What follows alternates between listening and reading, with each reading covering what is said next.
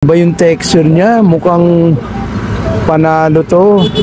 Ayan, pero Welcome to my party, we're just getting started. A life is a dream or a nightmare scarring. Hand me a drink cause I think I'm going all in. Get me a shrink who can catch me when I'm falling. Cover up my scars. Ayan mga ka-vlog, for today's video, kakain po tayo sa tatlong sikat na parisan dito sa Metro Manila. Ayan, nandito po tayo sa Diwata Paris Overload. Ayan, as you can see, marami pong kumakain na mga customer. Ayan blockbuster po talaga dito sa Diwata Paris Overload. At dito rin po tayo sa Bam Bam Beef Paris Overload. Ayan, medyo masarap din po yung kanyang and then dito po sa Encanto Paris Overload. So, let's ito go! po yung mga ka-vlog, yung pares na talagang originally siya po yung binebenta niya. So, Kuya Gio, kumakain. Masarap ba Kuya Gio yung Sarap? Oo, talaga. Ano ba yung baka ba yan? Baka? Baboy. Pares sa baboy. Baboy. Parang crispy. So, mix ng baka at saka baboy. Ayun. Tapos crispy yung yung may chicharong bulaklak daw. Parang bagnet. Bagnet. Yun. Parang dito kawali Yung Bam Bam daw naman po to. Anyway, titikman din po natin yung kay Bam Bam. Woo! Magkano naman order nito ate? 100! With drinks na rin yun. Tikman natin itong Bam Bam Paris Overload. Kablog yan. Overload. So, hindi natin po ito todo kasi baka matapon. Ayan. So, tapos meron silang Java rice daw to. Ayan ito yung Java rice. So titikman po natin. Ayan. First bite.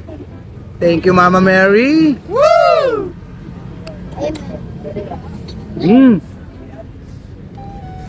Sarap pala. Sarap. Ito ba? Tignan po natin. Dito, alon lang.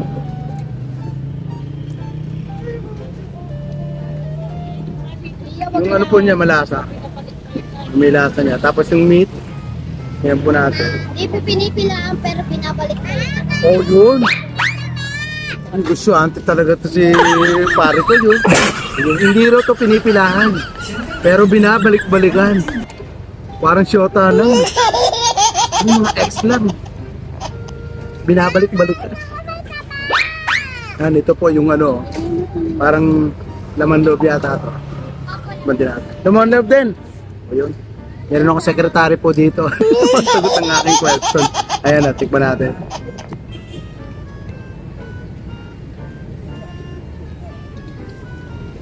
Masarap. Alam niyo po yung gotong Batangas, parang ganun po yung lasa niya. Yung pag kumain po kayo ng malalasa mo yung ano tawag doon? Yung pinaka malalim na lasa niya. Kahit wag niyo lagyan ng rice, ang sarap. Ano rice nila? Lato mo yung yung garlic. Java rice daw po to. Pero I think po to? Kasi usually yung alam kong Java rice po kulay, parang may turmeric. Turmeric na niyahalo. Pero ito, parang I think soy sauce or parang mga North seasoning, ganyan. Pero pag sinamahan nyo po ng sinamahan nyo po ng itong beef na ang sarap. Kaya mga ka-vlog, ito po yung ating kinakain ngayon sa Bam Bam Paris Overload.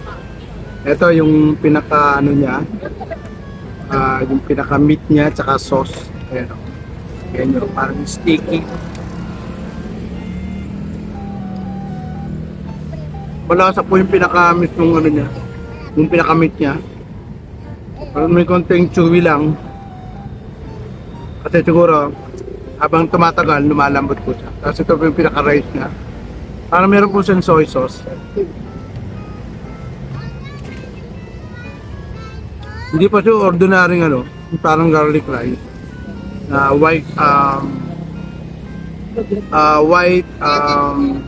white rice tapos pero sa kanya meron po siyang pinaka parang soy sauce. I don't know kung North seasoning or ordinary soy sauce ang nilagay niya. Pero yan, lagyan po natin ng sauce. Tikman po natin lasa. Mas masarap po. Sorry. Mas masarap po kung nilagyan nyo ng ano, yung parang pinakasabaw niya. Kahit wala po yung laman, pag nilagay pong ganun, ang sarap. Isa pa po. Sarap na. Try po natin yung ano. Ito yung ganun po ito. Parang may taba. Ilagay po natin. Ayan, nilagyan po natin ang pinaka-meat. Nahuhulog-hulog pa po. O, ayan. Tikman natin. Mas malasa po. Para kung bata kung kumain, no? Nahuhulog pa. Ang sarap din po. Ang sarap. Pag pinagsama-sama yung pinaka-sabaw niya, yung laman, saka yung rice, ang sarap. Grabe. Mukhang hindi na maghahaponan ito Mahirap lang po. Pag napadami ako ng kain dito, wala naman silang CR dito.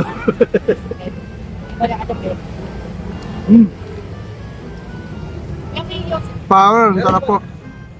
Rate po natin 8. Sarap. 8 po. Ayan mga ka-vlog, ginabi na po tayo. So, nasa Encanto naman po tayo ngayon. Ayan o, Madam Juliet Aka Encanto Paris Overload. Makikita nyo po. Ang pagkain po nila dito ay Paris din po. May mga barbecue. And then, tingnan po natin later kung ano po yung kanilang mga isi-serve. Pero ang hinihintay po natin yung Paris Overload din nila. Titingnan natin kung palong-palo din yung lasa ng kanilang Paris dito kasi iba yung texture niya, mukhang panalo to.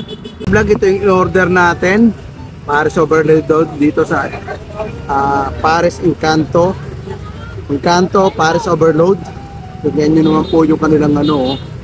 Ayan. Medyo parang nag-shake lang.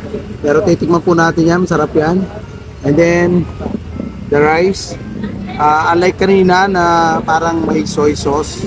So ito naman po medyo white na garlic rice. And ang inclusion po noon may kasamang soft drinks. So ayan, titikman na po natin yung kanilang Paris Overload. Parang i-flaky na ano.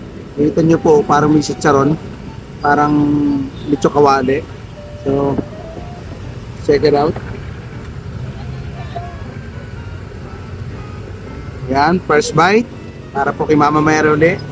Actually, third bite na to. Wow!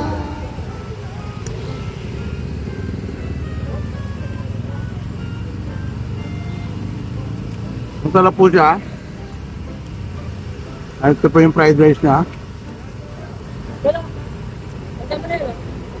Parang dito kawali nga po yung ano nila. Yung pinaka-paris nila. Yung texture ng sabaw. Tapos tignan natin. Hindi po ganung masyadong kalapot. Pero masarap din po siya.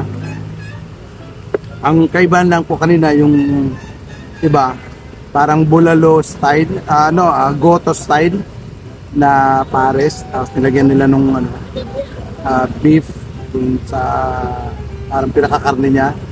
Ito po yung fried rice niya, you know.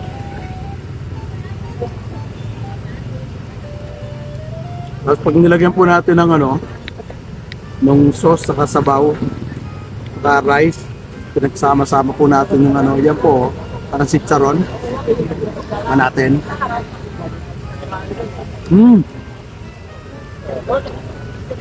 Malutong po siya. Sarap. Makita niyo po ng todo. Po yung sabaw niya, pinaka-sauce. Hindi siya masyadong malapot pero malinamnam yung lasa. Mainit. Sakto lang yung init niya para masubo mo agad. Yan. Yung niya, fried rice.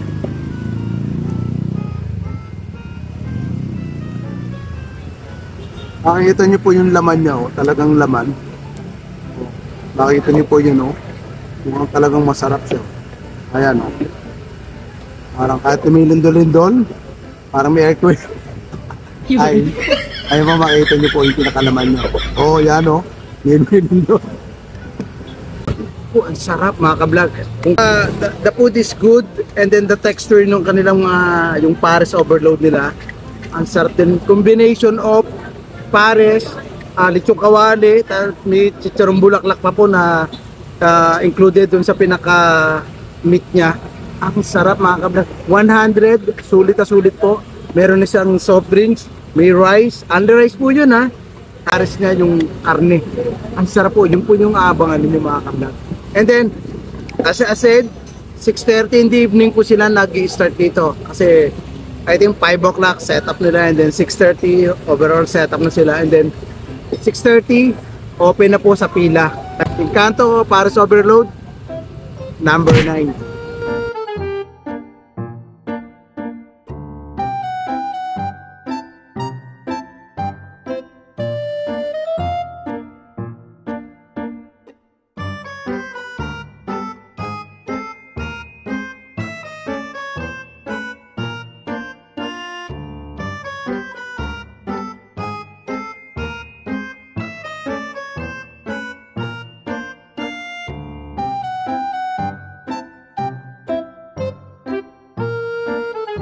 Ayan mga ka-vlog.